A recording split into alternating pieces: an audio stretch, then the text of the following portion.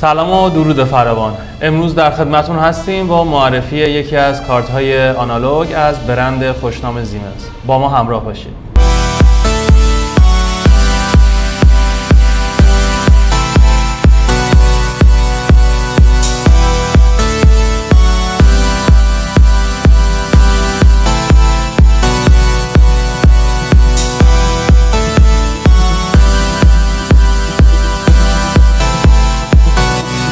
خب همونطور که ملاحظه کردید کمپانی زیمنس محصولات خودش رو با یه سری کد عرضه میکنه.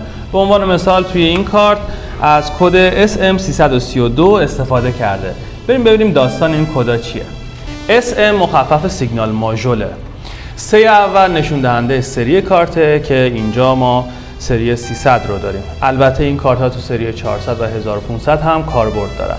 3 دوم هم نشون دهنده آنالوگ بودن کارته و 2 آخر نشون دهنده خروجی بودن کارته.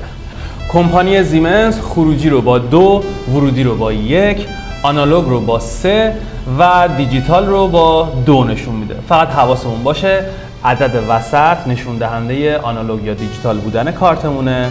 عدد آخر هم نشون دهنده ورودی یا خروجی بودن کارتمونه. امیدوارم از این ویدیو خوشتون اومده باشه.